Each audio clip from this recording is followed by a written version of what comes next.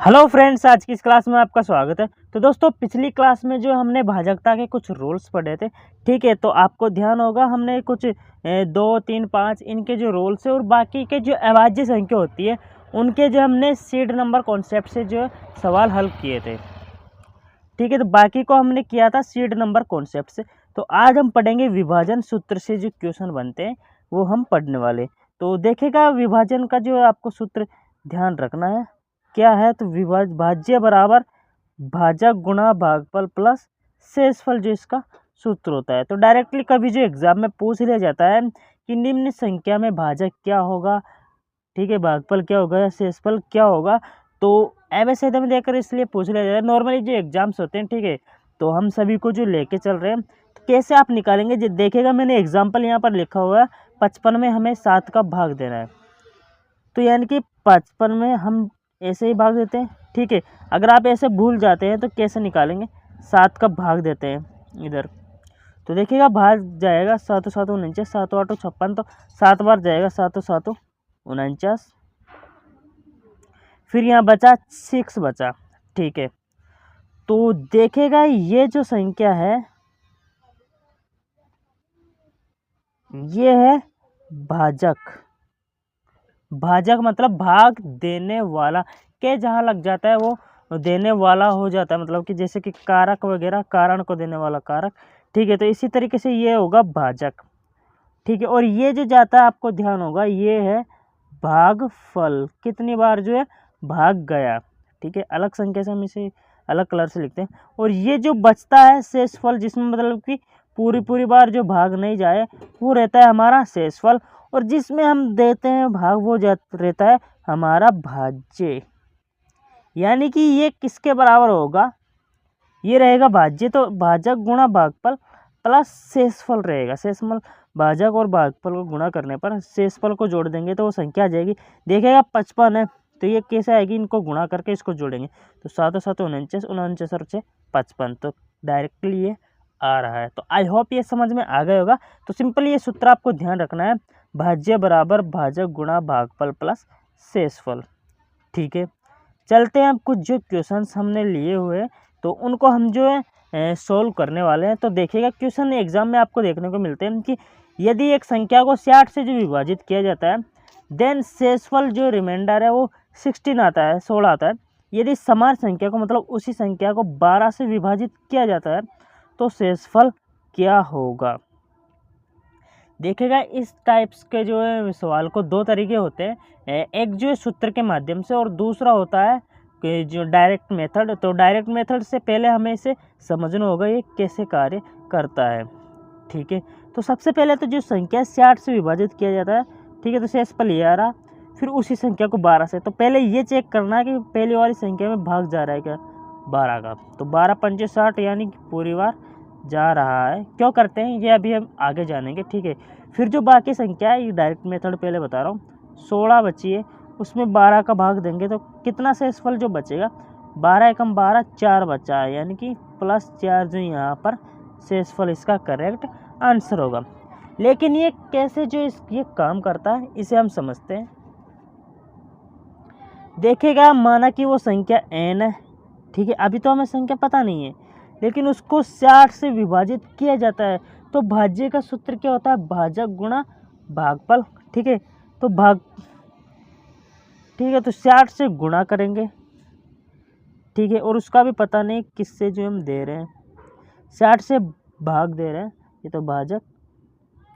भागफल कितना हमें पता नहीं, x मान लिया, हमें उससे कुछ भी मतलब नहीं। प्लस शेषफल कितना बच रहा है 16। ये जो संख्या का फॉर्मेट है, ठीक है, अब अलग कलर से ले लेता हूँ। ये संख्या का जो फॉर्मेट है, देखेगा हमने क्वेश्चन के हिसाब से इसे लिखा। यदि एक संख्या को 60 से विभाजित किया जाता है, ये संख्या मान ली 60 से विभाजित किया यानी भाजक है। अब ये भागफल कितनी बार जाएगा ये हमें पता नहीं और उसका कोई मतलब भी नहीं है, ठीक है, ये शेषफल निकालने के लिए। तो शेषफल ये बचता, तो ये संख्या बन गई हमारी, यही तो फॉर्मेट ना होता है। तो देखेगा ये जो फॉर्मेट हमारा बन चुका है, देखेगा हमने जो अभी फॉर्मूला पढ़ा था पीछे, भाज्य बराबर भाजक गुणा भागफल प्लस शेषफल का जो फॉर्मेट, देखेगा भागफल हमें पता नहीं तो हमने x मान लिया है, और जिस 60 से विभाजित किया जाता है यानी ये भाजक है, भाग देने वाला। तो शेषफल ये बचता, तो ये हमारी संख्या हो गई। अब उसी संख्या में ये कह रहा है यदि समान संख्या को, ठीक है, समान संख्या को जो है विभाजित किया जाता 12 से। अब इसी संख्या को विभाजित करना है 12 से, तो शेषफल क्या होगा? तो देखिएगा ये तो गुणा में है, अब हम भाग देते हैं, ये होगा 60x प्लस 16, ठीक है, अलग लेते हैं 60x प्लस 16, इसमें 12 का भाग देंगे तो क्या जो रिमाइंडर बचेगा, तो इसमें जाएगा 12 पंजे 60 5 बार, ये तो फुल यानी पूरी तरीके से भाग इसमें चल जाएगा। लेकिन शेषफल किससे आएगा? इसी से आएगा। ये जो शेषफल है ना, देखिएगा यहाँ से तो पूरा गुणा जा रहा है और इसमें नहीं आ रहा, तो यहाँ बचेगा प्लस का 4 जो रिमाइंडर बचेगा 16 में 12 का भाग देंगे तो, इसलिए जो हम डायरेक्ट देते हैं, देखिएगा यहाँ पर हमने पहले डायरेक्ट मेथड लिया था 16 में 12 का भाग देने पर। तो ये पहले आपको चेक कर लेना है कि जो पहली जो संख्या है उसमें 12 का पूरी तरह डिविजिबल जा रहा है नहीं, वरना ये सी एंड डी की कैटेगरी में आएगा, ठीक है, सी एंड डी की कैटेगरी। कब? जब इसमें भाग नहीं जाएगा, यानी कैन नॉट डिटरमाइन। तो देखेगा आगे ये सवाल आएगा। नेक्स्ट है, यदि एक संख्या को छिन्नवे से विभाजित किया जाता है तो शेषफल 14 बचता है। यदि उसी संख्या को 16 से विभाजित किया तो शेषफल क्या बचेगा? यहाँ पर हम भाग देख के देखते हैं। पहले तो 96 में जा रहा है कि 16, तो 16 6 के 96, 6 बार जा रहा है, तो हम डायरेक्टली जो है रिमाइंडर में भाग दे सकते हैं, ठीक है। तो रिमाइंडर में हम भाग देंगे 14/16। अब देखिएगा 14 तो पहले से छोटी संख्या है, यानी कि तो इसका जो शेषफल क्या होगा अब, तो डायरेक्टली जो रिमाइंडर होगा वो 14 ही हमारा होगा, ठीक है।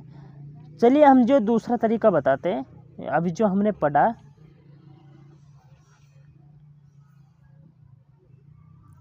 सेकेंड देखिएगा 96 से विभाजित किया जाता है तो 96x, ठीक है, शेषफल 14, 16 से विभाजित किया 16 कम 16 से 96, फिर इसमें भी जाएगा क्योंकि ये प्लस है ना, ऐसे नहीं नीचे से कट गया तो बस, तो 14 ये बच रहा, ठीक है, इसमें भाग नहीं जाएगा तो इसी को हम उतार देंगे, +14 यहाँ पर रिमाइंडर होगा। आई होप ये समझ में आ गया होगा। चलते हैं नेक्स्ट क्वेश्चन की ओर। नेक्स्ट है, यदि एक संख्या को जो 71 से जो डिविजिबल किया जाता है तो शेषफल 37 बचते हैं। यदि उसे 29 से भाग दे तो क्या बचेगा? अब यहाँ पर देखिएगा 71 में जो 29 का भाग नहीं जाएगा, देखिएगा 29 दूनी होता है 40 और 18 68, सॉरी 58, और 3 से जब करेंगे तो 3 9 27, 3 दूनी 6 2 8, ये 87 हो रहा, तो नहीं जाएगा, यानी कि ये सी एंड डी की कैटेगरी में आएगा, यानी कैन नॉट डिटरमाइन, ठीक है। इसे जो है मतलब डिटरमाइन नहीं किया जा सकता, सी एंड डी या इनमें से कोई नहीं भी आपको मिल सकता है, ठीक है। ऑप्शन में ये आपको ध्यान रखना है। कैसे आप देखेगा, आपका मतलब शेषफल को आप जो ज्ञात नहीं कर सकते, इस स्थिति में कैसे देखेगा? यहाँ पर जो संख्या है, किसी संख्या को 71 से यानी 71x प्लस शेषफल 37, अब 29 से भाग देंगे इसमें, तो इसमें जो भाग देंगे तो अब x का हमें पता थोड़ी है, मतलब कौन सी संख्या, ये मतलब जा भी सकता है और नहीं भी जा सकता, मतलब इसे जो हम कह नहीं सकते कि ज़रूर जाएगा, शेषफल हम नहीं निकाल सकते इससे, क्योंकि इससे पूरी तरीके से विभाजित नहीं हो रहा है, यहाँ से पता नहीं चल रहा है। अगर x का ऐसा कुछ मान हो जिससे कि 29 ये संख्या को डिविजिबल कर जाए तो जो शेषफल आ सकता है, ठीक है, इसलिए। नेक्स्ट है, यदि एक संख्या को 63 से जो विभाजित किया जाता है देन शेषफल 4 बचते हैं। देखिए 63 से विभाजित किया जाता है 63x, तो शेषफल बचता है 4। उसी संख्या के घन को, इसी संख्या के घन को 9 से विभाजित किया जाता है तो क्या बचेगा? तो ये जा रहा पूरी बार 9 7 63, तो आप इसमें डायरेक्टली 4 के क्यूब में भाग दे सकते हैं, तो 4 चाकू 16 और 16 चाकू 64, जो 4 का क्यूब होगा आप इसमें भाग देंगे, 9 7 63 और शेषफल आएगा +1। तो डायरेक्टली आप जो है डायरेक्ट मेथड से आप कर सकते हैं। शेषफल का जो क्यूब कीजिएगा 4 का क्यूब बटा 9 से डिवाइड करना आपको, 64/9 और +1 इसका रिमाइंडर हो जाएगा। आई होप ये आपको समझ में आ गया होगा। अगर आपको जो है कोई भी क्वेरी रहता है, डाउट्स रहता है, बिगिनर्स हो, तो आप मुझे कमेंट ज़रूर करना, मैं जो और भी जो इसे और समझाने की कोशिश करूँगा। वैसे कोई जो है चांस नहीं रहना चाहिए कंफ्यूजन का, ठीक है। फिर चलते हैं नेक्स्ट क्वेश्चन की ओर। नेक्स्ट देखिएगा, किसी संख्या को 5 से विभाजित किया जाए तो शेषफल 3 बचता है। किसी संख्या को 5 से विभाजित करते हैं तो शेषफल बच रहा है 3। उसी संख्या के वर्ग में 5 का भाग दिया जाए तो शेषफल क्या होगा? उसी संख्या के वर्ग में, यानी अगर ये n स्क्वायर होता फिर 5 का भाग देते तो क्या शेषफल आता? तो पहले तो 3 आ रहा था, यानी कि अब इसका ही जो स्क्वायर करके हमें चेक करना है। तो 3 3 9 बटा 5। तो इस स्थिति में क्या आएगा? प्लस 5 कम 5 प्लस 4 जो हमारा रिमाइंडर होगा, ठीक है। आई होप ये आपको समझ में आ गया होगा। देखिएगा 5 से विभाजित करते हैं तो 3 शेषफल आ रहा है, और उसी के वर्ग में तो देखिएगा संख्या का वर्ग होगा तो सिंपली जो है जो शेषफल है रिमाइंडर है उसका भी जो वर्ग होगा, इसलिए हम जो डायरेक्टली जो शेषफल का वर्ग करके और फिर जो भाग दे रहे हैं। और यहाँ पर आप देख सकते हैं 5 में 5 का जा रहा है, इसलिए हमने चेक किया, इसलिए ये सी एंड डी की कैटेगरी में नहीं होगा। तो 3 3 9 और इसमें 5 का भाग, तो प्लस 4 जो हमारा रिमाइंडर शेषफल होगा। नेक्स्ट है, किसी संख्या को 228 से भाग देने पर, किसी संख्या को 228 से भाग देने पर क्या बच रहा है? 4 शेषफल बचता है। तो इसी संख्या के वर्ग में 19 का भाग देने पर, इसी संख्या के वर्ग में, ठीक है, ये जो संख्या है इसके वर्ग में 19 का भाग देने पर, ठीक है, क्या शेषफल आएगा? तो देखिएगा पहले हम इसे चेक करते हैं कि ये सी एंड डी की कैटेगरी में है या नहीं है। 19 से डिवाइड करेंगे तो 19 से 19 यहाँ बचेगा 3, 19 दूनी 38, ठीक है। तो यानी ये 12 बार जा रहा है, यानी कंप्लीटली जो डिवाइड हो रहा है। देन ये जो सी एंड डी की कैटेगरी में नहीं आएगा, हम जो डायरेक्टली जो रिमाइंडर से जो हमारा काम चल सकता है यहाँ पर। तो शेषफल का जो हम कर देते हैं वर्ग, तो 4 चौके 16 और 19 का हम भाग दे देते हैं। तो डायरेक्टली जो यहाँ पर जो क्या आएगा रिमाइंडर, तो यहाँ पर जो रिमाइंडर आएगा 16 ही आ जाएगा, ठीक है। तो आई होप ये क्लास आपको अच्छी लगी होगी, ठीक है। इसमें जो हमने पूरे जो कैसे हम जो रिमाइंडर्स निकाल सकते हैं, बाकी के जो क्वेश्चन है वो हम आगे की क्लास में पढ़ेंगे। तो मिलते हैं नेक्स्ट क्लास में, तब तक के लिए जय हिंद, वंदे मातरम, take care and keep supporting us.